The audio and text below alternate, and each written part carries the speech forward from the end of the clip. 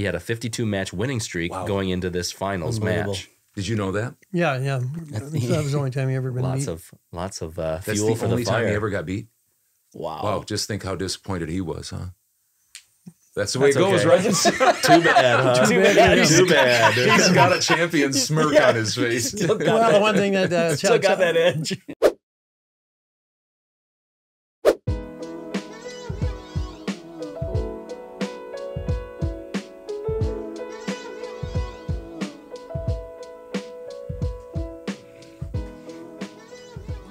Double trifecta, 33. You know, I don't know if people can really see the TV that well, but it's just such a nice feature to have. I mean, I think they can see it fine, but even if they can't, I like it. So yeah, well, they can feedback if they want to and tell us maybe we'll have to brighten something up or darken something. I don't know exactly. Last week in our 32nd episode, we had some trouble with the lighting.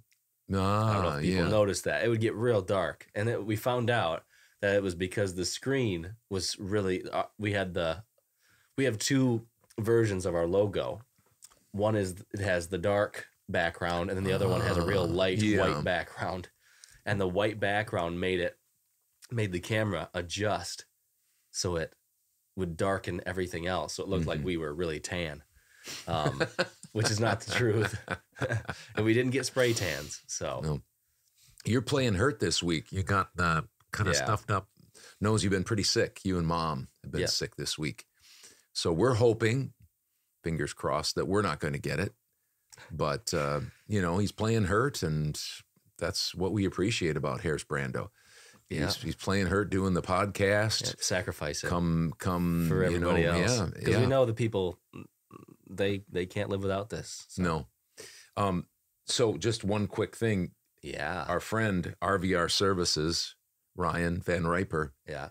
He was here as a guest, and we asked him for more of these for any guests that are on. It's this handy kitchen measurements thing. Everybody wants one of these. Jameson Dewar, especially. Yeah. Big fan. Yep. And so if you happen to be a guest on the podcast, you can get one of these chip type things or one of these, or there's some other things on our prize table, our take-home prize table. Treats and drinks and a T-shirt from Wick Buildings. And speaking of guests, this week we have wanted, when I made a list of the guests that I wanted on here, maybe 25 or 30 that came to mind right away, one was Dan O'Connell. Yeah. And we've been talking kind of about it, and people have been mentioning him, and we live right in the same, neighborhood. Houses. And so I ran into him a couple of months ago and asked him, and he said, yeah, I probably would do that. And then we hadn't heard from him. And so you texted him and he decided to do it. And it was just so, honestly, it was just so much fun. He's a great storyteller, and we talked the first, we're going to do it in two parts. And so the first week is about kind of his growing up, but especially about his wrestling exploits. A lot of people don't know that he went to the state tournament in wrestling 3 times and won it his senior year. And so we're going to talk about that, and we're going to talk about kind of the ins and outs of that, and then we're going to play a video about it. And that's fun, about the championship. And then the next week, which will be our 34th episode, so you got to stay with us, both these episodes. Then we're going to talk about Mazo Mustangs baseball, because he's kind of the guy that got it started and kept it going, along with some other great people. And then about some issues that he's had health-wise just recently, and how things are going with him. So glad, so delighted to have Dan on the couch, and that was fun. So looking forward to that. Yeah, we've also got Wisconsin Heights Weekly. We've got what we saw Sitewise. Yep. And then Drew will be here along with the other guys. So I guess we should probably get into it. Let's do it. I sound real excited, don't I? Yeah. Well, you're kind of sick. Your ears are plugged. But like I said, he's playing hurt, just like you have to do a lot of times. Push yourself. Yep. Well, let's get into it. Let's do it. With the awkward silence. Hey, this is Bill DeWeese, pro voiceover talent and voiceover career coach. And this is the original Father-Son Voiceover Podcast.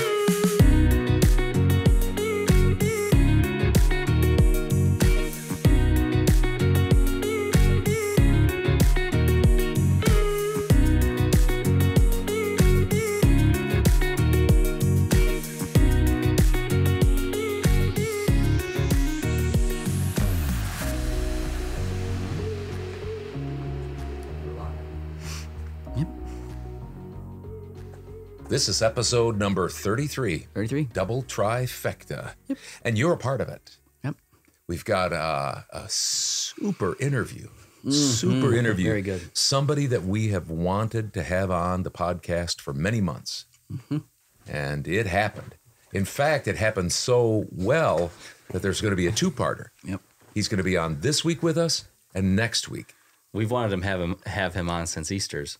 We have. It's probably been close. It's this is the original father-son voice. Why am I doing this? You should be doing because I this. always do it.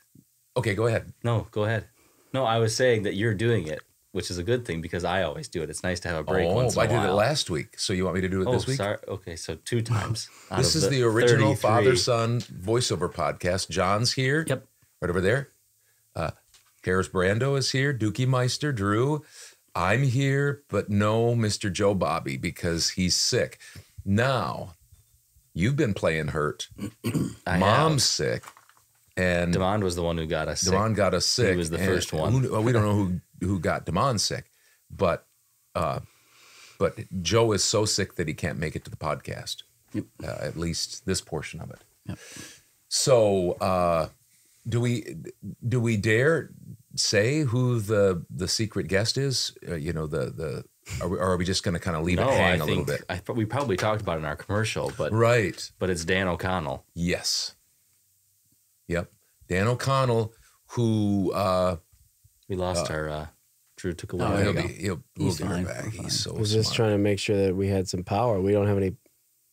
Ooh, 85%. I'm getting nervous. Fine. Oh boy. 85%. So we have Dan O'Connell, Yep. who we talk in this podcast, right after this segment, we've got his first part of his interview, which is all about his growing up years and especially his wrestling exploits and how he talks us through all the way up until the culmination, which was his senior year. And he was undefeated. The other guy was undefeated who beat him the year before. And we actually have the video here. Yeah. He walks us through it, which is fun. The suspense is killing me. Yep. Even though it happened 50 plus years ago. It didn't happen 50 years ago, but it will be 50 48 years. years. 48 years ago. Like it was yesterday. Some of us watched it in real time on Channel 27, WKOW. We watched it. And he was in the field house, grappling, wrestling. So anyway, that's this week. And then the next week, we're going to talk about his involvement in the Mazo Mustangs. And also, he's had some health issues over the last couple of years, and we'll find out more about that. So that is going to be fun. So we're going to start out this 33rd episode with Joe's not here and a Wisconsin Heights Weekly, which I'm not sure there's a whole lot we have. Today, Friday the 11th, is Veterans Day. It is. So they had a Veterans Day ceremony at Wisconsin Heights today, like they always did. So that was something that happened.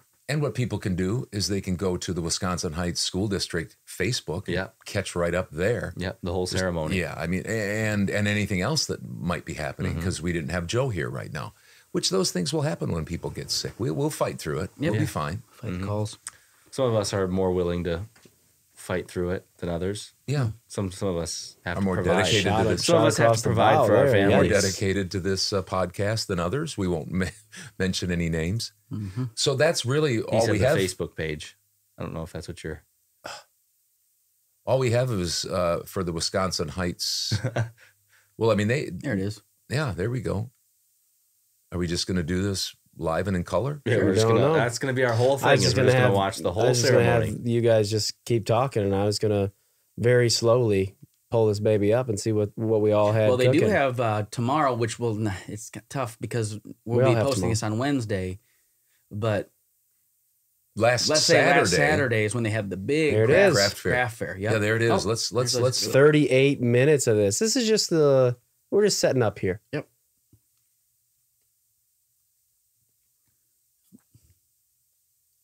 Oh, I don't know what I did there. That's a little pop out. I didn't mean to do that. Let's stop that. Oh, this might be loud. Oh, here we go. There's Mr. Dennis Wood, I think. And we'll go ahead and let that rip.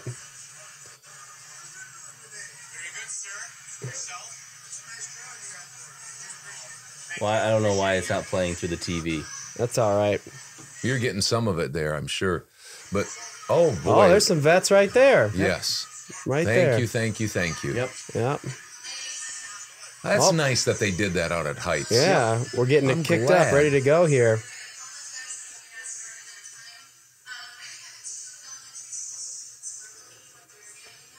Oh, I don't know how long. Well, how'd they get lost? I mean, it's a big school. Yeah, I think that's probably enough. But anyway, Boom. Thanks to the Heights for having the veterans, and of course, thank you for the veterans for all your sacrifices You bet.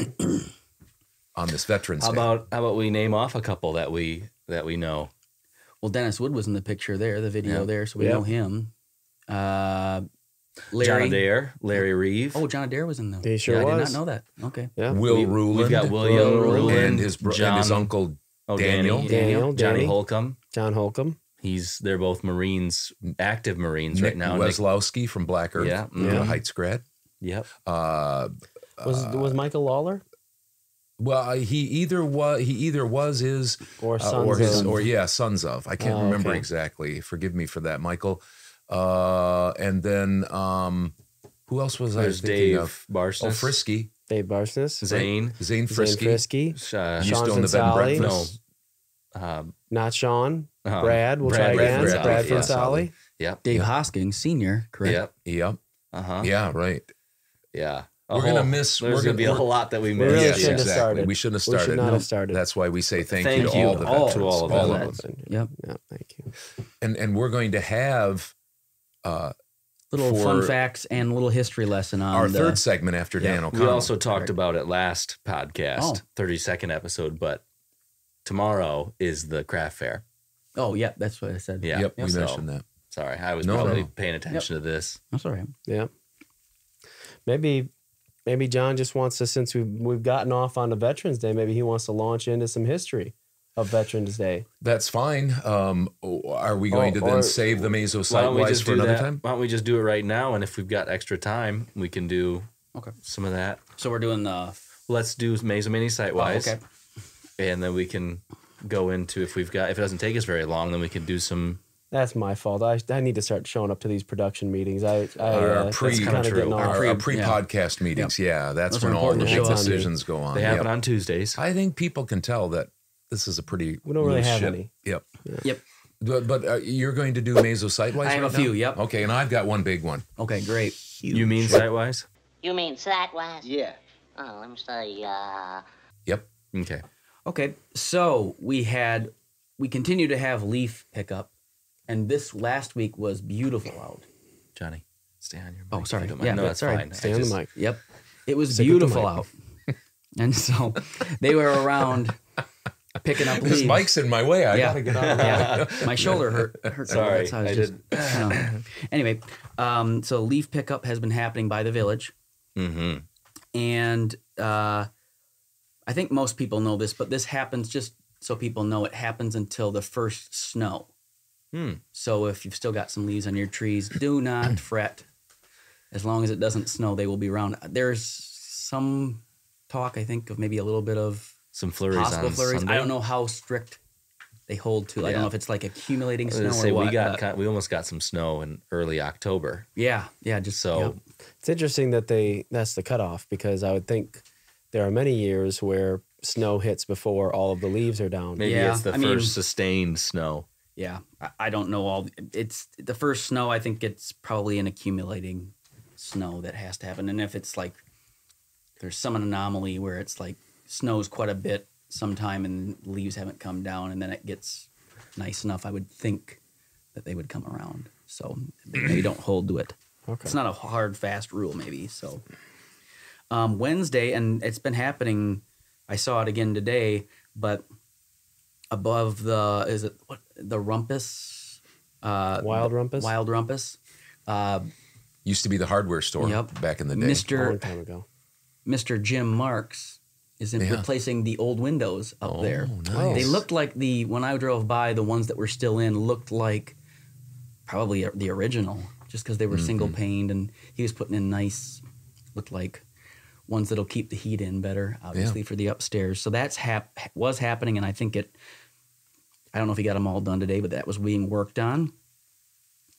And then Wednesday, it was, like I said, it was nice out. And there was 5 or 6 vehicles down at the Mazo Elementary School, the old elementary school, which is now what church is it? The New Heights Lutheran. New Heights Lutheran. And there were people going in and out of there, and there was some door propped open on it would be the west side of the building there, facing, what's his name's? Robbie Whipperforth's house. And it looked like there was stuff going on in there, like they're starting to do whatever their plans are for that church site. Not much movement that's gone on at Roundy's with that pavement that they took out, but they are putting in gravel. I still don't know what they're going to be doing in there, I guess is what I'm saying. If it's just going to be a replacement of that cement that they took out, or if there's going to be something added on to it. But they've been bringing in truckloads of gravel, and then front loaders or whatever been, leveling that out. What do you mean by adding? Because remember Bob Wick last week said, I gave the intel. I wasn't here last week. So that's right. I need to be learned. Okay, so I asked Bob, and Bob says our intel at Wick is that that's just Roundy's / Kroger doing Roundy's / Kroger. They do a really bang up job, so they went all the way down. It's just going to be a parking lot. Then that's the new part of the parking lot. Yep. And that kind of makes sense because they were also filling in the cracks that were happening by where the trucks dock. The building on Wednesday as well. Yeah. So I guess that kind of makes sense. They're just making sure that the pavement is good there. And then we've probably brought this up before, and maybe it's some sort of club you have to get into or list you have to be on. But I see people going in when I'm down working out. They're going in and eating at base camp. So I'm not exactly sure. Yeah, sometimes a fair amount of people are down there. So I'm not exactly sure if they're open to the public. I wonder if it's just like a group of people that rent it or they do a little catering type thing for them. Yeah, I haven't gotten an invite. I mean, I figured maybe it's friends and family only. Well, I figured this podcast, they'd want one of us there all the time. I mean, who wouldn't? Yeah, exactly. So I'm not exactly sure somebody can to give us the information if they want to. If they say, nah, we don't want that getting out, that it's open or whatever. But it's out. Well, then they ought to park in the back then, because they make a big deal out of it. Yeah. Yours is just the recording, right? That you're going to be doing next. No. Not just. This is a big lead up. That's what but it's it's that time. I had one thing. Are you done? I'm done with that. Well, it's really too bad that, you learned about the Roundy's thing, finalized it, because I tell you what, each week you'd be able to come back with very similar updates. Yeah, I know. We're going to have that in a year now. Roundy's still... The village was active this week. I mean, not only the leaf pickup, but they were also sweeping the streets. Yeah. Being such a nice week, weather-wise, they had to get out there and do something. So they could almost afford not to. Thanks for doing that for us. Yeah. Keeping our leaves picked up and the streets swept. So that's it for me. I had one thing. I was driving home on KP. I went past the what is it? Is it the Methodist church out there? Yep. Midland United Methodist Church. Yep. And as you go around the bend and you come by Olson Road there that turns left or right if you were going the way that I was, there is either a house being put up back there, or there's an excavator and bulldozer and stuff, and there's a driveway that's been put in that's gravel right now. But I don't know if I saw something on What's Happening Maysville. If somebody asked if there was a development being put up there. Kind of looks too small for development. Yeah, so I wondered if there was maybe a house going up there. So anyway, I have a guess, but I'm not going to say it. Okay, don't guess. I'll write it down, and if it comes true, then you'll say that's what you're going to say. Well, yeah, I'll write it down now, and then if what I think is going to happen there, then I'll reveal it on Veterans Day, November 11th, 2022. Oh, wow. Lock in your 2023? Next year? No, that's when I wrote it down. Oh, I gotcha. I would think that we would know well before November. You said it on this day. John would have been a time traveler. Yeah. So anyway, yeah, I have an idea, but we'll see if it's right. All right. That'll be fun. So So a friend of ours, a friend of the podcast, Judy Curtis, Hud and I were down at the 1855 Coffee House, and we met her. And she likes the podcast. She tells people about the podcast. Well, she messaged Hudson today about the Mazo. Now, stick with me on this. We're going to hear from Judy in just a moment because I talked with her on the phone. Mazo Lions Park Totem Pole.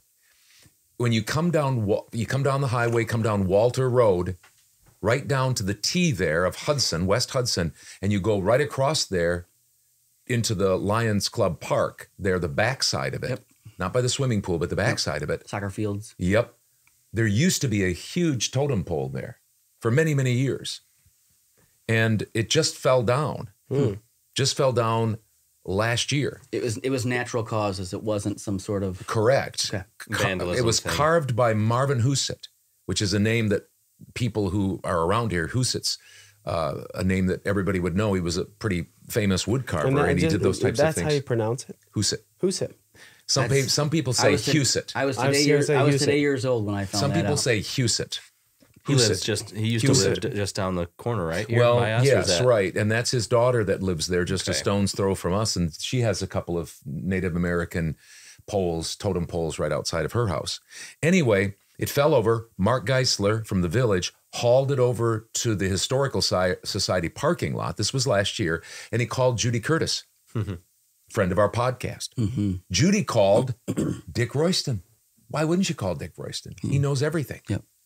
And so he called Dick Royston, and Mayor. They contacted Kenny Meggs. Everybody knows Kenny Meggs, big builder around here and Why stuff. not? Why wouldn't you call Kenny Meggs? You know why? Because Kenny Meggs is Marvin's nephew. Really? Yep. Wow. There you go. Small Be careful world. who you talk about. Be careful who you talk about. It's Marvin's nephew, to see if he was at all interested in restoring the totem pole. Kenny wanted it restored, and so he put a metal base on the bottom because it had nice. rotted out Okay. and fallen over because of years of wind and rain and everything else. Did some other work on it, and it needed to be painted. And Jim Craney, who's passed away now just recently, he was going to do the painting, but because of his sickness and illness, he wasn't able to get to it. So Judy called Dave Geischert. Oh. Toasty's yeah. dad. Toasty's dad. Grady guys. Grady and DJ and Anna. Yep. DJ. Right? And he painted it. And Judy said this. This was a quote. It looks just like it originally did. Oh, great. Oh, wow. Just like it originally Great. did. We'll have to go down there and take a picture of it when it's up. Yep. So, well, hold on. Oh, Just wow. hold on. There's news here. Here, there's more news here. Man, Judy decided to spilling have over a onto the rededication Oh, of it, nice. putting it up. Vanguard Electric is going to be down there on Tuesday morning at 9 o'clock. Now, this would be yesterday morning at 9 o'clock because we're posting this on Wednesday. That is too bad. Yeah. But she'll get the word out. Yep. Trust me. Yeah. Vanguard Electrics, they're going to put the poll up on Tuesday at 9 a.m. Channel 27 is going to be there. Wow. Wow. And Judy explains the rest. This is 2.5 minutes. And I have a few of the Mazo dignitaries that will be there. And Mitchell Travis is going to take pictures and possibly have his drone there, weather permitting. And I just thought it might be a fun article, for your podcast. Yeah, I mean, I think that's great. That's a great story. Do you remember when Marvin? Do you have any idea when Marvin did that and when they first put that up? Because it was always there. It's been there for a long, long time. Yeah. Oh, yes. And actually, I am going over to the our research center at the museum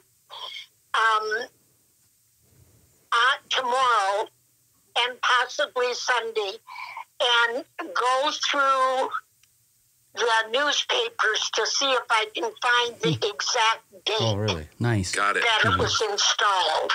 Yeah, that would be nice to know. That would be a very interesting fact. Yes, yeah. So, and I've talked with Bob Dodsworth about it, and he's going to research it also. But I think I know approximately, so I'm just going to go through the newspapers because Gene Mahoney was so good about documenting, events like that I think I can find it. And I just thought it might even be fun for you to interview Marilyn Huset, who is the daughter of Marvin, and Penny Meigs, as to the history of her dad building it, and actually where she lives here in town, she has a small totem pole and another Native American image out in her front yard, because that's what her dad did. I mean, he did a lot of carving, wood carving. So interesting. Yeah, that was a fun conversation. And not to take away from that, but I talked with Judy. Judy happens to be on the board at the Historical Society, and I've been trying to get somebody to come and interview them just about the Historical Society, but also about some history of Mazomanie, because I thought people would really enjoy that, hearing about how it started, maybe some of the historical buildings around here and all sorts of things like that. So that would be interesting. I really appreciate Judy getting a hold of us, talking to me on the phone for a while, letting me play this clip. And if I can make it on Tuesday from work, I might try to get down there, or we could get down there and just see. Sure. And I don't know if we pictures. Maybe I don't know if we get an interview that day, depending on the weather, and we have equipment issues and stuff. But I would think we could at least be down there, meet some people, and maybe we'd have Kenny and Marilyn or somebody up here talk about these things. Nice. Who was the Mr. Mahoney? Was he a newspaper guy? Huset? Mr. Huset? No, the guy who Mahoney kept good track. Oh, no. Jean Mahoney is a woman. Oh. And she was like Mrs. Frakes, who is the, what do you call those people that accumulate the stuff and make sure that it's put in there? Curator? Yeah, I think she's the curator down at the Historical Society. Oh. In fact, she was the one I called or talked to. I didn't call her. I emailed her to see if I could get her to come on the podcast to talk about the Historical Society. But Jean Mahoney is a name that anybody that's, probably 50 years and older would know Jean, because she was a staple around here. And I think she did a ton of stuff. I mean, did a lot of the collecting and organizing for the museum for many, many years. She's died quite a few years back. But okay, I was just looking to see if they had anything up here on their Facebook about the thing. Yeah, about the. No. I missed an ice cream social. Late August. Yep. What am I doing? Anyway, have you guys been down to the Historical Society? Probably 15 years ago. Yeah, yeah. Mom and I went maybe 3-4 years ago on a really, really hot day, and it was toasty in there. But they're open, I think, like almost every Sunday afternoon in June, July, and August. Okay. And I think you can take tours through there, but I won't. I'm just giving misinformation. Fun fact. Yeah.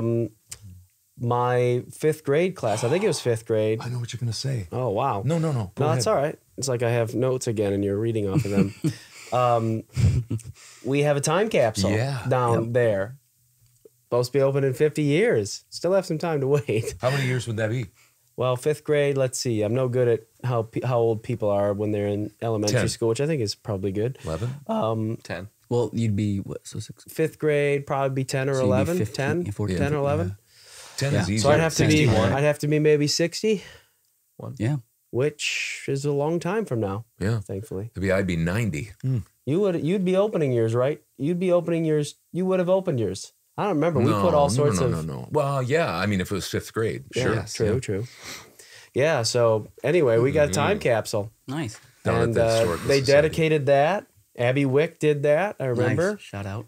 Had dedication. I don't think I was there. Why did they choose your class? Just because you were so special? Was your class special? My guess would be some overachiever wanted, and that might be Abby. But I might be calling somebody out there. I'm not really sure. But that it wasn't me. It wasn't not a my bad idea. thing to be an overachiever. No, it's not. What year was that? 2000. What year was that you were? I think it was 2001 or could have been. I can't 2000. If you were 10 years old, could it have Probably, been maybe it was 2000? 99. It could have been you know the what? year It was 2000. You're going into 2000. You know what? That's what I was wondering. You know what is I if it was wonder 2000. is if Y2K was coming up. So maybe they thought, let's put a bunch of this stuff away, and if there's an apocalypse, then 50 We'll see what years these from people now, had. we'll see what. Yeah, Can you say what you guys put in there, or is that like we got to wait? I would. Oh, you wouldn't, I you weren't would, but there. I don't really remember. We got to get Abby up here. Yeah, You she tell probably us. remembers. I bet you she remembers. No, I don't know. We'll get it up I don't know here if it in was 30-some years when they open it. Yep. Yeah, be from. I mean, if it is 60 or 28. 61, it'd be 20, 27, 28. So that's anyway. That's my side piece information there. Not side piece, but the side information that I have about the Historical Society. Yeah. But we've been down there a couple times, and it's kind of interesting. They've got some aerial views. I like looking at some of the older pictures to see that, obviously it's very wooded area now, but back like the bluff, they have pictures of the bluff, and that used to be all prairie grass. It's just that's just kind of weird. Yeah. To think about all of this being more prairie than. Well, there are some people that have restored it back to that Yeah. on some certain hills, and that's they're kind of a neat look. But It is interesting. You're Looks right. different, yeah. It's definitely tough or weird to think about them all being like that. Yeah. They all do. The thing is I mean, the great thing is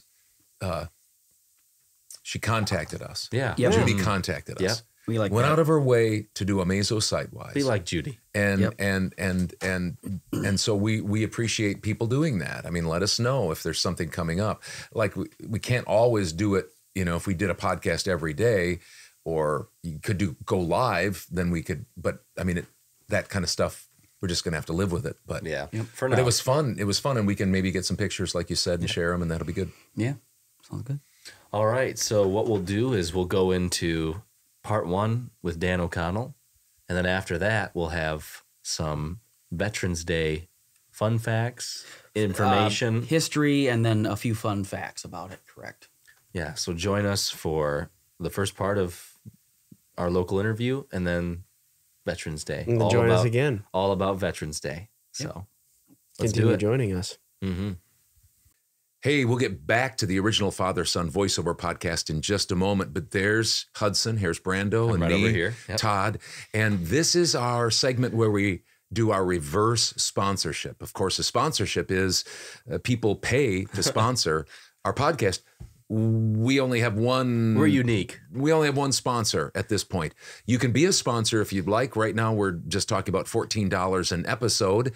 And so feel free to contact us about actual sponsorship. But we do have reverse sponsorships because we belong to Mazomania in the local area. And so we want to promote the local businesses around here.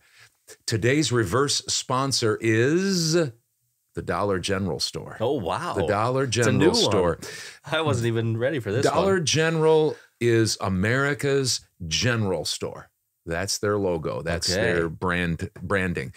The Dollar General here in Mazomania is located on the far west end of the village at 515 Walter Street. It's right on the highway too.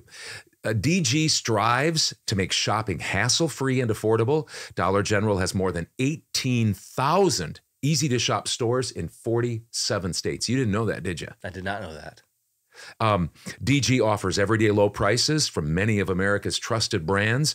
DG has been serving customers in villages like Mazomania since when? Quiz. When did they start? 2000 and... Not in Mazomania. Oh. When did they originally start? Serving like Mazomania, serviing communities like Mazomania. So not when did they start serving communities that were bigger When was than their theirs? first? Oh, When okay. was their first one? 1995. Very close. 1939. Oh, just switch the numbers around and I'm right there. So if you want store hours and specials, visit Mazomanie Dollar General at their website. It's just simply dollargeneral.com, and then you just type in Mazomanie. Dollar General, America's general store, and our proud reverse sponsor of the original Father-Son Voiceover podcast. Now back to more of the podcast. So I was thinking about the fact that you were born and raised in Mazo. Yes. Obviously. Yes, I and was. And your mother, Lois, was a Reeve. That's a very familiar name to people watching. But was your dad, was he born and raised around here too? He was in Mazo as well, yep. Do you have any idea how many generations the O'Connell, because there's lots of O'Connells around here. Are you related to all of them or? No, distant cousins with the Dennis O'Connell. Okay. But indirectly, I guess. Okay. Yeah. But so several generations probably, yes. Right? I really don't know. Yeah. Yeah. O'Connell is obviously Irish. It's right. Okay. Pretty Irish, Irish. So we really appreciate you stopping by and talking with us, taking the time. We've had you on our guest list for a long time. Okay. Yeah, I don't know if you knew that, but we've also had people ask for you to be on. Yep. Oh, well, then some people they must not have anything to do.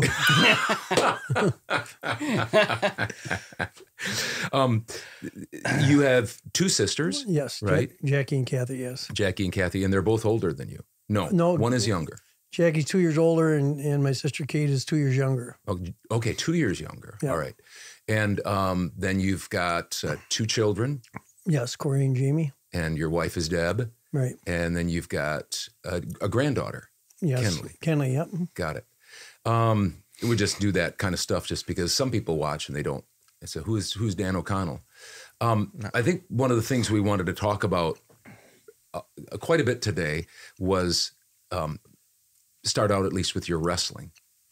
Wisconsin Heights, I mean, they don't even have a wrestling program anymore. They don't know. It's just been, I think it's probably 10 years or more now since they've had a program. But they had a very storied wrestling program. Oh, they did. Yeah, they were very, very good back in this late 60s and in early 70s. We were quite good. Teams before us were very good. Yeah. And we had a lot of success. And Stan Andrews was your coach, and did he start the program? Because they didn't have a program at Mazo or Black Earth. That's when Wisconsin Heights started, Stan right? did start the program. In 65 or 66, right? And so you entered high school in 1970, 1970. Yes. So I don't know, you don't like to talk about yourself that much, but I would say that you're probably one of the, if not the most decorated Wisconsin Heights wrestlers. There was a lot of good wrestlers before me. When Jeff Voss was a state champion in 1970, I'm sorry. 1970. And actually Jeff probably would have won 2 tournaments. His junior year, he got hurt in the semifinals. He cut his eye and was unable to wrestle for the state championship. Okay. So he would have been, how much older was he than you? Jeff was 4 years older than I was. Jeff graduated in 70. Oh, so you never wrestled on the teams with him? I never wrestled. And they had Jerry Reeve and Dave Parent and Rick Shinneman and Mike Shinneman and Dan. They just had a really, really good team. Yeah. Were those the years that they went to state as a team? What was that year? Well, they actually, the year that they graduated, Jerry and Jeff and Dave Parent went to state together. Mike Shinneman at the sectionals couldn't wrestle because he had boils. So Mike was a very good wrestler. Probably would have made the state tournament himself. And they ended up losing the state championship to, I believe, Merrill by 1.5 points. And they tied, I think, Wisconsin Rapids. Vice versa. It might have been Rapids won it, Merrill but Heights had a very, very, very good team. They just, Jerry took third, Jerry Reeve took third, and Jeff won it. and Dave Parent won some matches, and so they had a real good team. That's an amazing thing, because my freshman year, I got to play on the varsity of baseball, and the sectional teams that played for baseball, Wisconsin Heights, Jefferson, Madison East, and Madison Memorial. There was one class. Yes. There was one, and it was the same with you guys, yeah, right? It was the same with us, yes. That's amazing to me that those guys, well, even when you were in high school, was that true, when you wrestled? Yes. So you wrestled against the best other person in the state, not... I mean, the best in your division. Yeah, not the best in the state. Division. Yeah, right. When we wrestled, when I was wrestling, if the section was at DeForest, I mean, we had Fond du Lac and the teams from that far in Mineral Point and Stoughton. And, yeah. I mean, they're different areas, but it was tough. I mean, you had to wrestle. You wrestled the best of the best, or you competed against the best of the best, and it was pretty tough tournaments. Were you the only person in your weight class that made it to state? Like, my question is, like, would you have ever had to wrestle somebody from Heights? Not, let's say, not to get to state, but like, you know what I'm asking? Like, did you have to have wrestle-offs just to make the varsity team, right? Well, you did, but I didn't. I mean, I didn't. We had a real nice team, and we had a full JV team at the time too. I mean, we had a lot of wrestlers. As everybody knew, our wrestling room was our lunchroom. We had to fold the tables up, put the chairs away, and sweep the floor before we wrestled, and then you had to roll the mats off the stage and roll them out into the cafeteria. And after practice, you had to roll the mats back up. Wow! And but that was. That's what it was back then. That was our wrestling room, the cafeteria. We never had a wrestling room. Now they do. They did build a really nice wrestling room, of course, and now we don't have a team.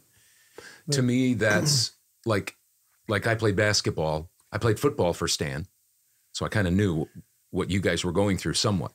But then I would look over, and this was after you graduated, but still he was the coach. And I would look over and see what they were doing. And I'd say, I'm so glad I'm playing basketball. I've never seen anything like it. Now, I don't know what other teams were like, but it's a tough sport all the way around. And maybe your coach, maybe that made it tougher, but nevertheless, it was a tough sport, no doubt about it. There was a lot of, I mean, back in the day, everybody thought they had to lose a lot of weight to get down to a certain weight. And, it was just... They can't do that any longer. They test you, give you a skin full test now, and you can only lose up to so many pounds. But back in the day, it was crazy. I mean, I weighed 132. I cut down to 112. And percentage-wise, that is just. I mean, I don't even know what the percent. We could look that up, but that's a ridiculous amount of weight. Yeah, it was ridiculous. I mean, I couldn't eat anything from Sundays to our dual meets were Thursday night. And then you couldn't eat. I couldn't have a piece of popcorn. I mean, I couldn't any water I had in my mouth. It was for brushing my teeth and for rinsing my mouth off. You couldn't. You just couldn't eat anything because you were so stupid. Nobody back in the day. We didn't know how to lose weight. So you just starved yourself. And I wasn't the only one. There was several gentlemen on the team that did the same thing, thinking that you had to cut all this weight to get down to where you wanted to wrestle, and so my senior year I wrestled it, and when I was a junior, I know I weighed 123 pounds. I cut down to 105, and so that's kind of the way it was back then. And it wasn't me; it was all. I mean, it wasn't just me; it was all over the state. Wrestlers did the same thing, But it was pretty hard on my mother at the time because she would never have supper. Mm-hmm.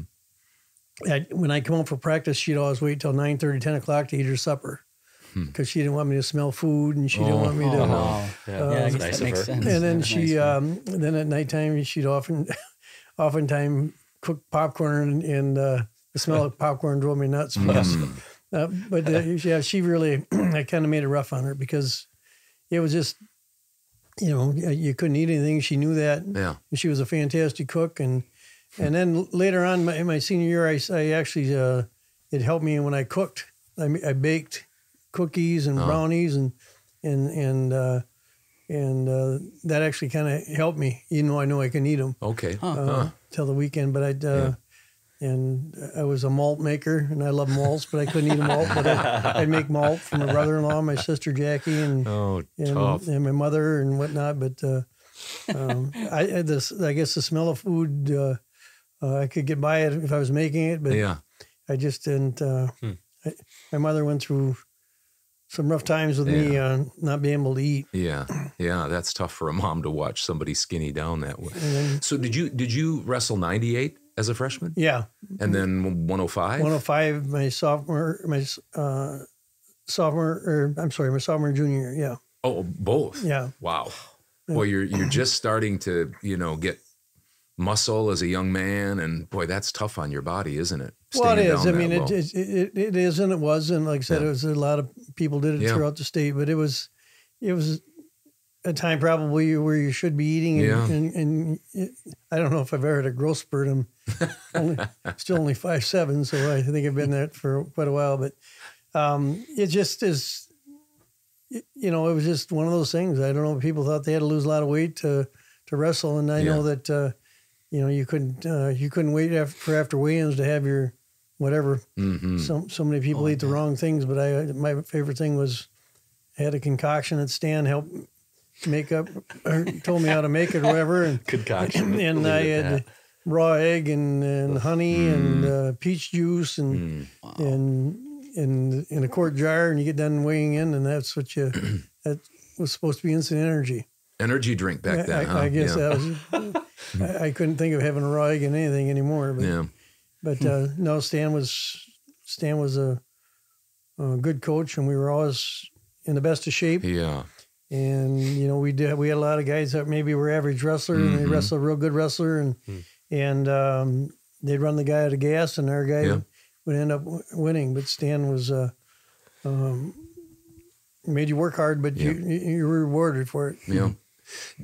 Did you start wrestling as a freshman? There was no youth program. Well, I didn't wrestle. The only youth, I was thinking about that. The only youth tournament that I ever wrestled in was down at Wrestling Center, and it was outside, and it was July, I believe. And they had the mats outside, no cover on them, and the mats were so hot. I mean, it was like if they were all black wrestling mats. I remember, and you put your knees on them or whatever, and I was thinking, boy, if I had to wrestle outside the rest of my life, I wouldn't go out for it because it was terrible. But that was the only tournament I ever wrestled with. I got to go along with when Jerry Reeve and Jeff Foss and Dave Parent and Rick Shinneman. I got to go to a lot of the meets with them. And, you did? Okay. And that really, really helped me out. They really, really brought me a long ways. You'd roll around the mat with them before a tournament or something, and just learn from them. Yeah. I mean, and of course Stan and Lee Eklund and the wrestling room. Right. So we did a lot of hard work. Yeah. Did you know, and I wouldn't think this is bragging at all, but did you know you were a good wrestler right kind of from the start, or did you kind of not have great confidence until you started? When did you go to the state tournament? As a sophomore? Sophomore, yeah. Yeah. Did you know as a freshman, I think I'm going to be pretty good at this? Well, as a freshman, I actually, when I started the season, I weighed 86, 87 pounds. Oh. So I was, me and the heavyweight, Rod Wallace, we were the only ones that could eat on the bus. And I found out in a short while that I could take a lunch to the wrestling meet, and I found out that don't do that anymore. You better sit up front with Stan because you're going to get killed. Yeah. These guys are spitting in cups and losing a lot of weight, and here I am. And Stan wanted me up front eating bananas and bread, and so I started gaining some weight. But yeah, I got my hind end handed to me a lot when I was a freshman. I was like a munchkin, I guess, and we had a lot of good wrestlers in our conference. I mean, and it seemed like every time I turned around, I wrestled a guy from Wanakia, Kerwick, and he had taken third in the state, and Bobby Trapino was a two-time state champion, 112. But he was in our conference. I had wrestling my freshman year. It was like I thought that my lips were supposed to be behind my ears, and it was just pummeling. I remember Stan saying, "Just don't get pinned," and boy, oh boy, you did your best to not get pinned. But man, I took some whoppings. Yeah. But No, Stan was always encouraging. It was just you wanted to win because our teams are really, really good, and it was always a battle between DeForest, Wanakee. Wow. Always, and they always had real nice teams too. But I think we won more than we lost, but we really had some battles. So your sophomore year, you went at 105. Yeah. And can you give us just a quick synopsis of how that went? Did you lose right away? Yeah, I did. I actually did. I was actually 27-4 when I went to state tournaments, and I lost to a kid from Jim Thunes from Ashwaubenon. And I remember that because I wrestled him again my junior year, and then I beat him. But took care of business. He was. I don't know, stage fright maybe I had a little bit there the first time. Yeah. Those are he was a year older than I was, and I guess I had higher expectations. I really thought that had I got through that match, and of course I would have had a wrestle back, but he lost his next match, so then you don't get a wrestle back. I see. So that was hard to take. I still remember how disappointing it was. Say that again. I missed that. What place did you come in? You came in second your junior year then? Fourth Your junior year. Yeah. Okay. And what was your sophomore year?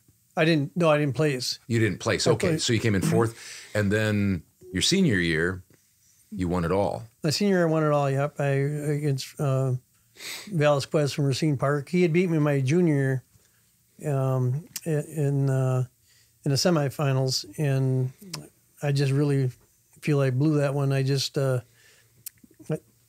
got taken down. I thought I took him down, and the whistle blew, and I ran back to center mat, and I got tackled, and he got 2 points. Oh. And because I thought the whistle blew, and I was going to go back, I thought we were in a starting position, and then I got a bloody nose, and and Stan wasn't very happy with me for being so stupid with thinking. But I thought the whistle blew because they had 6 mats. And they're side by side. Yeah, it's like a tournament up at the JAG playing basketball. That's how the state tournament was. You had 6 matches going at all times. But anyway, he had beat me by a point. My junior year, his junior year, Velasquez, and he went undefeated, and he ended up winning the state tournaments. And I had him on my mind my whole senior year. So. I hope you'll indulge us. You kind of set that up a little bit. We were going to play the clip of your match, your championship match with the gentleman you're talking about. And I remember, I'm pretty sure it was Channel 27. Don't quote me on that. 27. But I remember sitting there at home watching that. I think everybody. I would think. I think it's a big deal. I would think it was a big deal. Yeah. Yeah. And so maybe what we can do is I probably won't play the audio because it's a little bit rough. Yeah. But maybe you can talk about it because you score a point in it, and I don't know what you did. Just all the other stuff looks like more points scored than what you did. Well, no, yeah, I don't understand it's wrestling called at all. Escape, but it was a. Do you mind walking us through it? Because I think people would enjoy that. So I can read this here. It says Dan O'Connell, Wisconsin Heights, 31-0 senior against Gilbert Velasquez, Racine Park, 27-0 senior. That's a big school. And then it says that Velasquez was the returning state champion in 1974. He won the 105-pound title in 1973.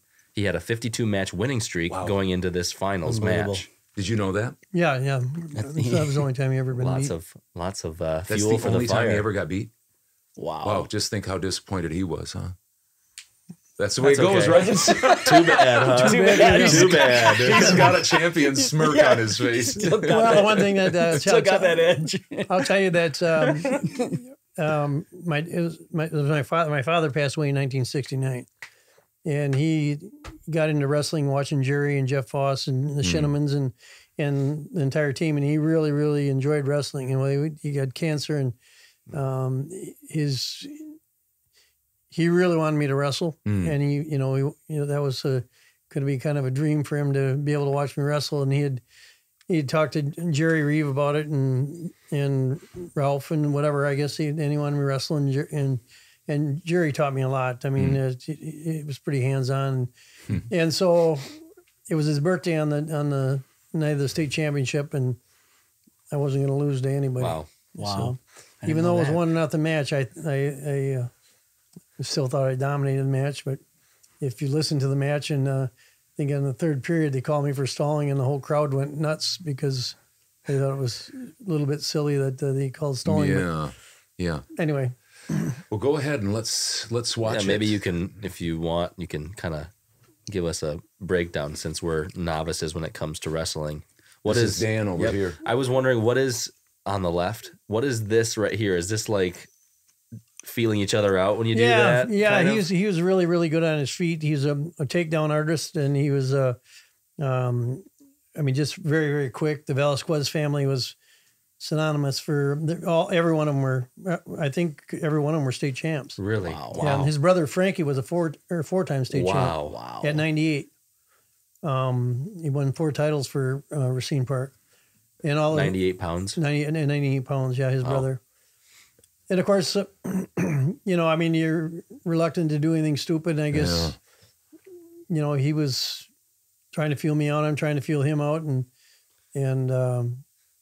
What's that right there? What kind of move is that? Well, you're just tying up, trying to feel. You're trying to get in a situation to be able to take him down, and I had wrestled in the semifinals. I wrestled a guy that Gilbert had wrestled twice previous from Milwaukee Boys Tech, and they went into overtime twice.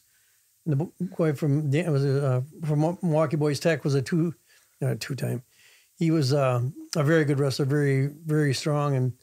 And like I said, previous matches, he went into overtime with Velasquez, regionals and sectionals, and in the semifinals. And I'm not bragging, but I was beating him 10-0 in the first period, and I pinned him in the second period, 2 minutes and 37 seconds. And then I remember him coming up to me. I was before the finals, and I was rolled up. I was in the Wisconsin wrestling room. I rolled up in the mat, and he wanted to congratulate me, and I didn't know, but I broke one of his ribs. Not intentionally. Sure. But he said that he said he thought I was going to pin Velasquez. I mean, he said, "Wow." But he helped pump me up a little bit too. Yeah. I didn't pin him. No, but you beat him. Yeah, that's the biggest thing. Oh, see, that's where I would have thought there's a point. Were you scared there? Well, there was a little time left. The match is he blows a whistle here, and the first period ends. Yeah, that was first period. Yeah, I tried for an arm drag there, and I just didn't pull him all the way through. I don't know. I've always thought about, and to this date, I always thought that maybe if he had scored the first points, that I might have handled him a little bit better. But I don't know. Yeah. Huh. So that's the first period. That's first period. Okay. And he was up on top. He's on top, so I'm going for an escape here, trying to control his hands. And escape was worth 1? It was worth 1, yeah. So this, okay. So he's, okay, so that's the 1 point. That's the one. That's the winner. Second period. Scored in the second period, yeah. Wow. And so again, we joust back and forth and try to get in position. And I mean, it just... Can they get you for stalling when you're just kind of dancing around there? Can they tell you to engage or something? You're not trying to engage, you're trying to move forward. This one looks tough. Oh. This is the third period now. Yeah. Now in this here, you either got to ride him out, or if he escapes, he gets a point, of course, or if he reverses me or whatnot. And then there's a point here where I don't know, I felt I was a little bit reluctant. I'm actually, and I think it's soon here that the referee signals for stalling, and if the audio was on, you'd hear the crowd. They went. And, we can play it here. See if you can hear it. I think. I remember what you were saying. Right here, listen. Oh, you can hear it. You can hear it. Yeah. You can't hear it very well on the audio, but you could hear it. Yeah.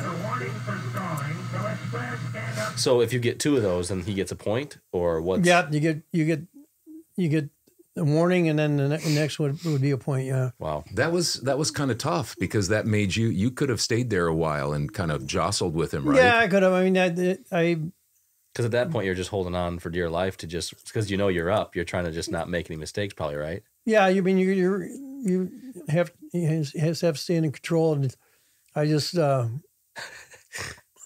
like that was one of my I could ride really well, and that's what that's called, is riding. And there's only 1 second left in the match, but he Jerry, I had the same ride that Jerry Reeve had taught me over the years, and I was pretty. Is that it? Yeah. Now I noticed at the end here, for somebody who, and maybe you celebrated more, you were fairly subdued. Yeah, you weren't, We had so many on that side of the mat. We had so many people you wouldn't even believe it. I mean, Heights, Wisconsin Heights. It was like that lower section. Well, right here you can see somebody kind of when they're fist pumping and stuff here. Yeah. But that whole side was. I mean, that whole side just about the whole side. At the bottom there, they're all jumping up and down. It was nerve-wracking even sitting at home. I can't imagine what it was like for relatives and friends and fans. I mean, we had it was just crazy. I mean, I looked up and our fans like to party a lot, and the ones that were at the state tournaments, and they enjoyed themselves, and they made themselves be known. They were pretty raucous and really, really. It was really, really nice to see that the following that we had back in the day. Yeah. Yeah. We'd have a match at Wisconsin Heights, and if you didn't get there at 6:30, you were standing in the doorways trying to peek over somebody's shoulders because you couldn't sit down in the bleachers. Unbelievable. Yeah. It was a big deal back then.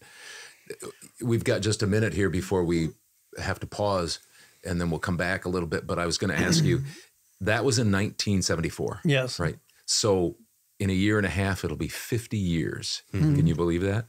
Does it still seem? I mean, like you're talk. I bet you could talk even more detail about things there, couldn't you? It was like yesterday. Yeah, I don't know why it is, but I tell you, it's amazing. I could tell you just about everybody I wrestled my senior year, from Lodi to Mount Horeb to, and it's just amazing. And my senior year, we wrestled what they call the Tri-State Wrestling Tournament, which was in end of December, which is 8 schools. I think it was 8 schools from Wisconsin and 4 from Illinois and 4 from Iowa. Wow! And that was they were having a gas crunch that year, so Iowa didn't bring a couple of their teams. I think a couple came, but Iowa wrestling is fantastic, and Illinois wrestling is fantastic. Yeah. And so that was a really good tournament to wrestle in, and we wrestled in that. I'd won the tournament there in December, and but there was that was really a stacked tournament. And you had the best teams in the state there too. It was, Wisconsin Rapids and Stoughton and all those teams. And boy, Stoughton has always been a powerhouse. Rapids was really a powerhouse.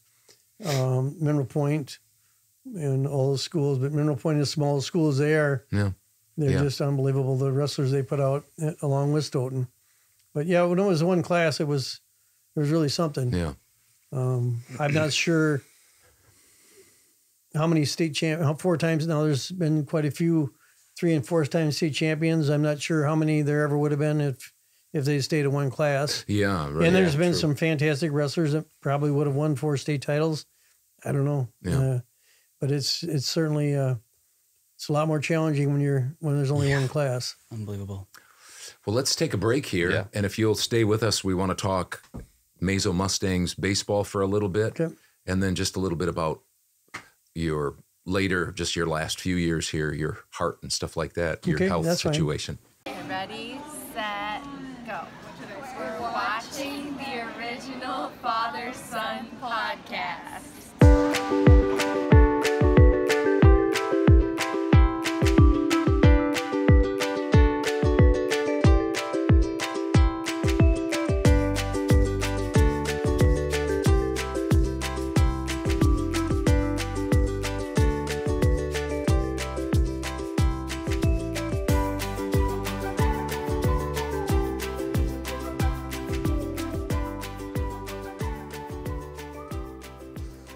Well, here we are back with our third segment. That was a great interview with Dan. That's just part one. Part two is next week. And one of the things we forgot to mention, it kind of slipped through the cracks, Kenley's dad is Tim Hewitt. And we forgot to mention him. So sorry about that, Tim. And Tim is also a Mazo Mustang and has been for quite a few years. And he's actually the acting coach right now of the Mustangs. And so he's the leader of the Stangs, if you will. He's the leader of the pack. And so that's what next week we're going to be talking with Dan about on part two, which is the Mustangs. And then also he's going to give us an update on what's happened with him health-wise and how he's doing and things like that. That's exactly why we wanted to have him on, was for what people saw in the first part and what they'll see in the second part. He's got so many good stories. Yeah. I mean, he's a good storyteller. And yeah. Yep. Anyway. And the other thing was we were naming off some people that were in the armed forces because Veterans Day, and we just celebrated that. And we forgot to mention Dick Royston, who's going to be a guest coming up in the next few weeks here on the Original Father-Son Voiceover Podcast. I'm pretty positive that Jameson Dewar said that his grandpa, Dick Royston, was in the Korean conflict back in the day. Wow. And so thank you, Dick, again for your service. And again, forgive us if we didn't mention your loved one or friend that was in the armed services. What? Yeah, feel free to comment their name below if you want, if it's important to you and you want to let us know if you're watching and you've got somebody that we missed. We'll mention it. We'll mention it, yeah, or whenever you mention it to us, because we appreciate them. Yeah, put them in the comments. So, yep. Yeah. So what we've got here is we've mentioned it before, but Johnny brought some Veterans Day history, facts, stuff like that we wanted to talk about. Yep. So instead of this day in history, it's kind of a this day in history, but John's took it over this week for Drew. So we're going to do that right now for you. All right. So Veterans Day is every November 11th. Okay. It marks the anniversary of the end of... What you looking for? I was looking for the I'll watch it here. Okay. That's fine. Sorry. The clock. Yeah, gotcha. Fine. I'm just going to also do that. Okay. Just Thanks. Point it at your face. Make sure that we're on time here. My bad. Go ahead. Okay. Please continue. It marks the anniversary of the end of World War I. So there's sometimes that people get a little bit confused about the distinction between Veterans Day and Memorial Day. The distinction between Veterans Day and Memorial Day is that Veterans Day celebrates the service of all U.S. military veterans, while Memorial Day honors those who have died in military service. Oh, okay. So it's not like they're doubling up on this. Obviously we want to celebrate and honor those that have served, but... Yep. In May, you want to celebrate those who gave away, the ultimate sacrifice for the country. And so, people that are, current or former U.S. military members who are still alive, while they appreciate that, it's more, it's a separate holiday. It's a separate holiday for each. So just that distinction. Okay. So a congressional act approved on May 13th, 1938 made November 11th a legal holiday. At that time, it was known as Armistice Day. Heard of that. Yep. And then June 1st, 1954, Congress replaced Armistice Day to Veterans Day, and it has been known as Veterans Day since then. What year was that again? June 1st, 1954. 54, okay. Yep. There's on November 11th, there's this legally 2 minutes of silence is recommended to be observed at 2:11 p.m. Eastern time. I didn't get into the details as to why that is, but just because that was when the war ended, I think. Probably, yeah. That's probably a good... Pretty sure. Idea. I remember that. 2:11 p.m. Eastern time. Yeah. Is when World War I ended? Or World War II? Because that's what I think so. Isn't that what the date you said was to remember World War I? Yep. Yep. So... So that was just a little bit of a history there. Obviously, that wasn't very long.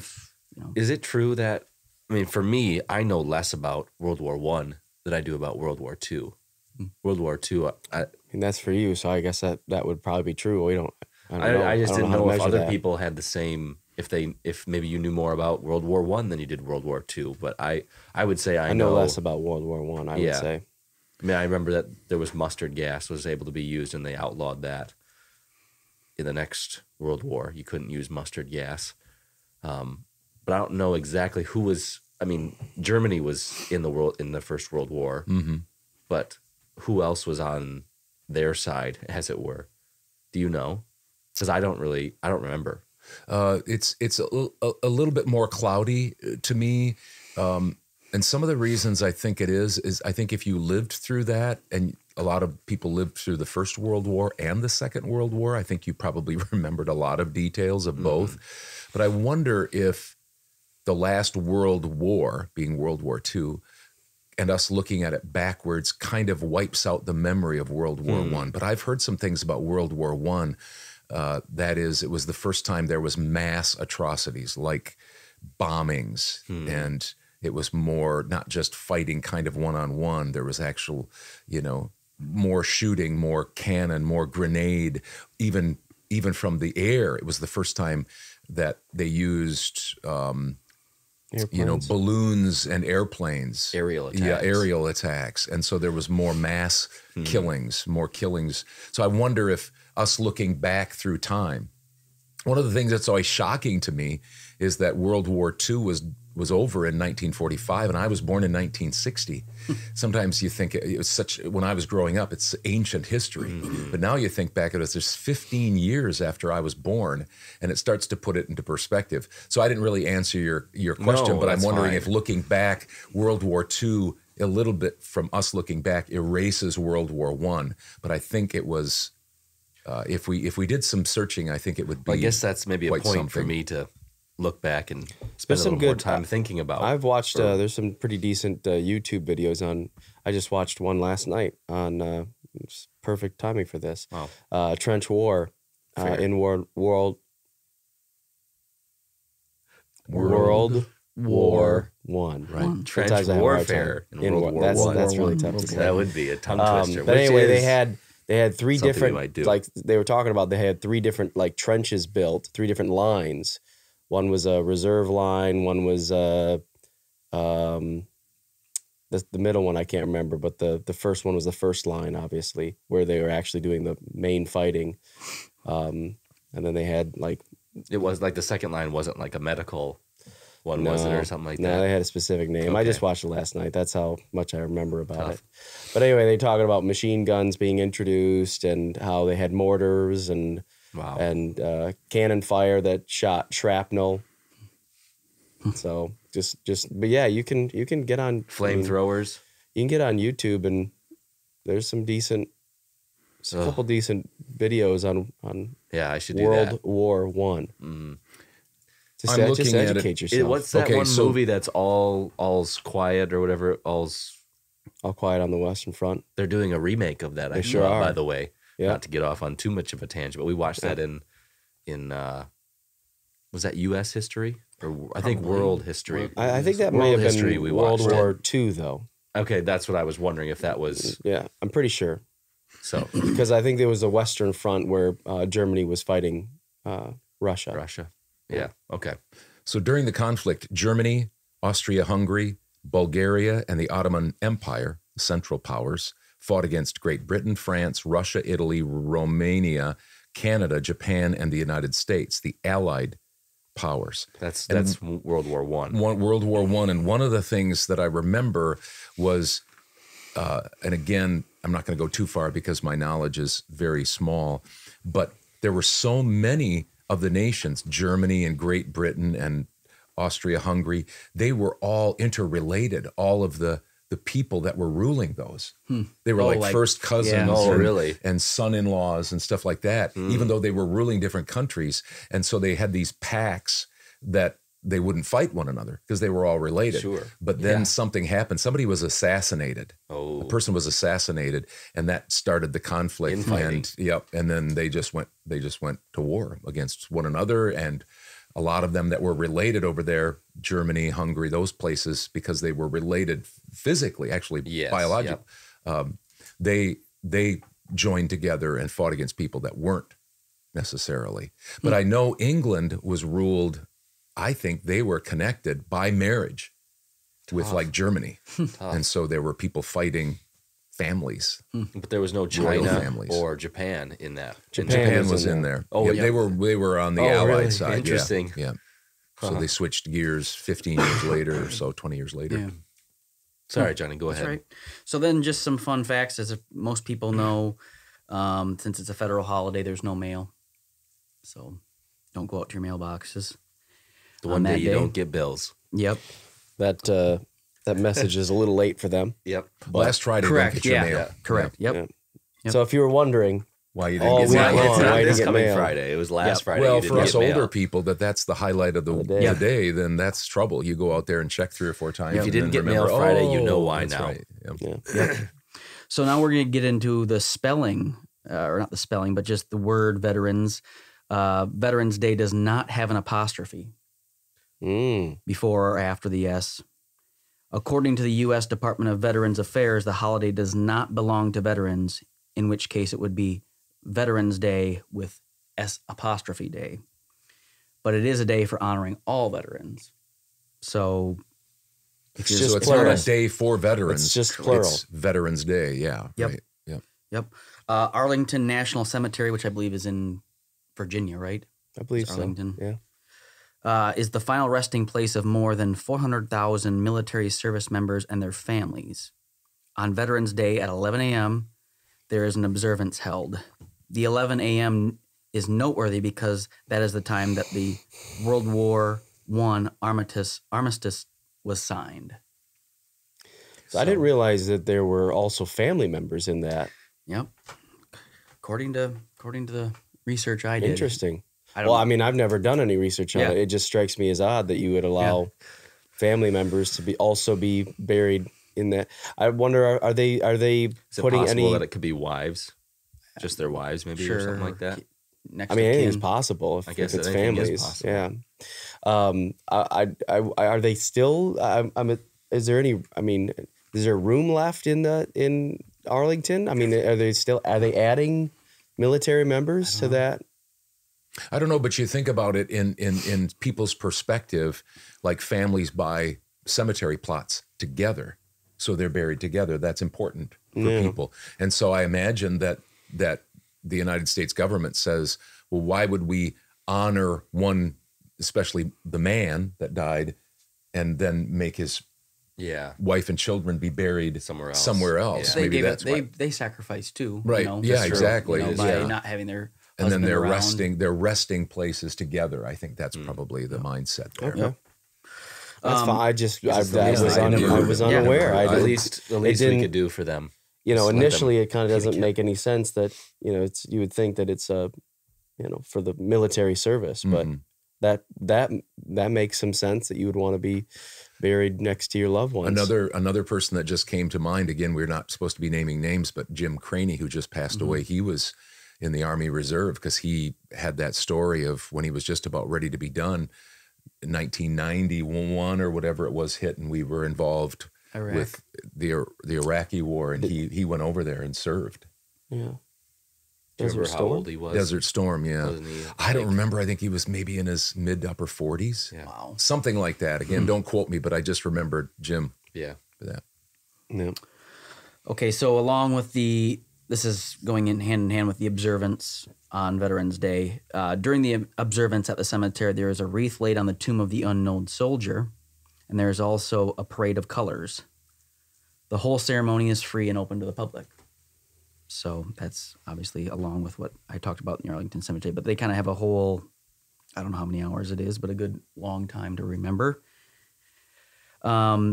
Not only does the U.S. celebrate this, but also Canada, Australia, France, the UK, and Belgium observe this day as well, although they call it Remembrance Day. Mm-hmm. I didn't know this. Maybe other people did, but we always had Veterans Day off, I believe. Well, yeah, when it's on a day of the week, right? Or did we not? For school, right? Or did we not? I don't think so. We always had government, like government agencies. A lot of them didn't. Okay. I don't know about private companies and schools. I don't know about because they always had the ceremony at school. I guess I can't remember. Yeah, that's true. I don't know why I said that then. Okay, but anyway, it's not. This would answer that. I just can't remember if we did or not growing up. So it's not mandatory for schools to be closed according to the government. It's decided on by local board, school boards. Okay. I guess they're the ones that determine it. So, yeah, I think you're right. I think Heights was in session on Friday because they had a big Veterans Day gathering. Forgive me, then I was. No, that's fine. It's a good. It's somewhat of a good plan if you're going to have.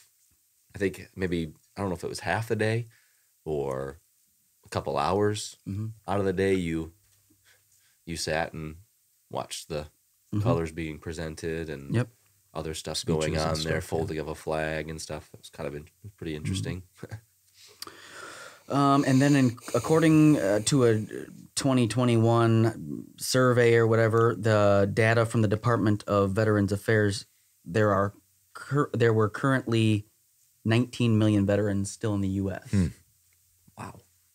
So that was 2021. The article that I read was from this year, so they must do it in November, or I don't know, at the end of the year to record that. So the NYC, or New York City, Veterans Day Parade is the oldest and largest in the U.S., and it has been held every year since 1919. Wow. So even before Veterans Day must have been Armistice Day prior to that. Is that the famous picture? Again, yeah. Whoa. Or is that picture?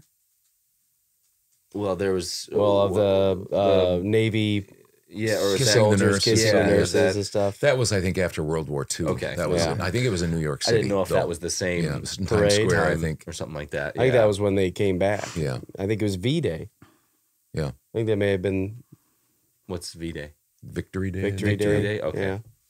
Or Veterans Day. I'll set this one up just a little bit because in my research, again, Demond, this is serious enough. We need to make sure that if there's anything that we're missing, there's a disclaimer. So, if I'm saying something wrong, please forgive me on that. Disclaimer, Demond. But anyway, I think like in between Armistice Day, when that became a holiday or a federal observance, there was then this time period where then Congress went in to make it into Veterans Day, and there was a little bit of a lull in how they were going to move that through. And so when I say this, it might be a little bit confusing because this took place in 1947, which is 7 years before it became Veterans Day. So that's a long way to say that the first celebration referred to as Veterans Day was held in Birmingham, Alabama on November 11th, 1947. A World War II veteran named Raymond Weeks organized the event, which included a parade and other festivals. So I believe at that time it was still Armistice Day because they hadn't done it. But I believe from what I gathered from my research is that Congress was working on that, and it took some. Well, it wouldn't be the first time when we talk about states. The states sometimes are way out in front of the federal government with celebrating, like Christmas, for instance. Yep. So it's possible that those people called it. They said, "Oh, it's Veterans Day," because I'm a veteran or whatever, and then that took off. It was a grassroots movement of some sort. Maybe even if they weren't planning it to be a movement, but it eventually spread, and Congress was trying to figure it out, and the people started doing it. They pushed him. They just pushed him to do it. And so that ends Veterans Day, but November 11th also has, as Drew likes to do, is a couple other days or holidays, if you will. November 11th is National Sundae Day, Sundae. So ice cream. Get your Sunday. Get yourself a ice Sundae. Cream Sunday. A lot of this is perfect for veterans because lots of these places, I don't know if Culver's discount or lots of donut place or I think Dunkin' Donut. Quick Trip has things. There's lots of different restaurants and gas stations and other places, maybe stores even that have discounts or free things for veterans. So hopefully there's a way to get a Sunday for a veteran. What a great day to celebrate both. You know, I'll go on a little bit of a rant here. Sure. Our government, locally, nationally, state-wise, we waste so much money. Mm-hmm. We just do. We waste so much money. And what I would think, I wouldn't care a bit if veterans got discounted everywhere they went. They got discounted something for what they've done. You know, like they go into the restaurant. Are you a veteran? 10% off or free? Yeah, whatever. But I mean, at least like a percentage. Mm-hmm. You go to the clothing store. Are you served for 4 years? 10% off. Maybe a lot of just name your price. Maybe they do it. Yeah. I don't know that, but I'm just saying, with all the money that we waste, if you will, and those are the men and women that have given us the privilege of even having stores, giving us the privilege of being able to eat Sundays and stuff like that. Yep. So anyway, sorry, I went on a little soapbox there, but it's a fair point that a lot of us haven't had to sacrifice basically anything compared to what they've sacrificed. So. Yep. 2 other days of recognition. It's National Origami Day. Oh. So get out and do some origami. Yeah. What is origami? It's Japanese folding of paper into different shapes, or do like flowers, like a swan. Remember the origami swan that people could make? It's a Japanese thing. Okay. Yep. Yeah. And that's what is that? Is it supposed to be an art form, or is it supposed to be relaxation, or both? Or arts and crafts. I think it falls. Do you know what it is? What an art? Have you? I'm not. I mean, I've heard the term. The little swans that they make out of little pieces of paper and stuff. Do they tear it kind of or cut it sometimes? That's an art form. I mean, think a lot of can't it's do it. not. It's not tearing necessarily. I think it's just folding. Actually folding. Yeah, okay. It's an art. I didn't know if I was practicing origami when, like, first and second grade, you got a piece of paper and you were supposed to cut it around so that it looked like a snowflake. I didn't know if that was origami I don't think so. If that's just.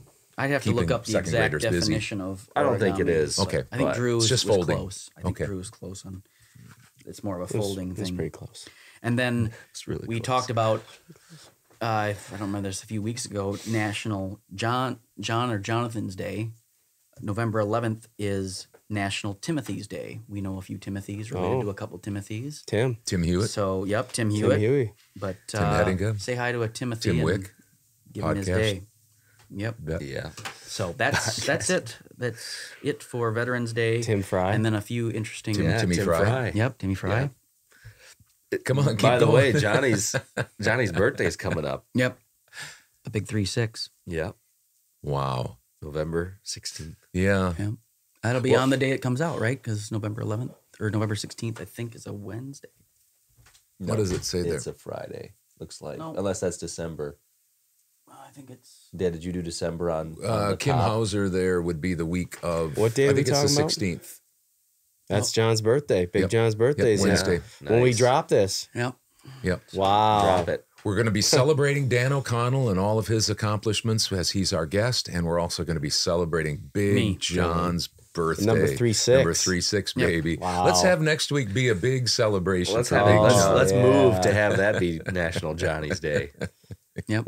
By the way, do they have 365 names that they honor? They may. I don't. I haven't seen. National I haven't Christian seen Day. a name on every single. Okay. Every time I look it up, that doesn't necessarily mean that they've got all of the holidays, but I did specifically see. Our government's still working on that, I think. They're still a couple of years Well, I mean, there's a behind. lot more than 365 names, obviously, but there are some, like John is a big time It's a big name. name. And it's an there are important lots of Johns. name, too. Tim and Timothy. Yeah, obviously.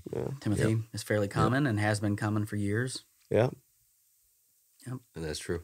that's true. Well, Yeah. thanks to all you guys. Sorry, Joe Bob wasn't here. He was sick. Hudson was sick earlier. He played hurt again Sure today. Toughed it out. I'm feeling quite For a bit your better benefit. than I was Yeah. before. But Yeah. And thanks, Jonathan, for the Veterans Day. That was good. That was a good. We got a lot to learn yet. We'll probably be watching World War I videos to try Yeah. to figure out all of that. I've seen quite a few, but my mind goes to mush sometimes, especially when I'm in front of the camera. Yeah, You know, because I Stage can't remember. right. Yeah, Yeah. I can't remember things sometimes, and then you also later, don't want to throw something out there that you don't know. You don't want to be like me and throw something out there and not have any. That's what that disclaimer for, though. That's what I mean. But you don't want the disclaimer on the whole time. Yeah. Where are the people? And every time you're talking, it goes up. You don't want to be known as the guy that's always throwing up. The disclaimer. We just put the disclaimer in front of Hudson's mouth every time it opens. Whenever Dad's mouth opens, you just shoot the disclaimer up there. Yeah. But thanks you guys, and thanks for Dan O'Connell. Yeah. You're gonna. We enjoyed that a lot, and you're gonna enjoy part number 2. It's possible that we could have him on multiple more times. Not that we couldn't have other people on more times, but he's got so many stories, and he's been around the area. Yeah. A long time, so he's seen a lot. Thanks, Judy Curtis. Oh yeah. Also. Yep. Doing the phone call and Dad recording that. So we'll have hopefully some pictures and stuff for the next podcast. Totem pole, for Tuesday. This has been the 33rd episode of the original Father Son Voiceover Podcast. Join us next week for more of that, the 34th episode, obviously. And we will sign off on Veterans Day from the original Father Son Voiceover Podcast studios. Thank you for watching.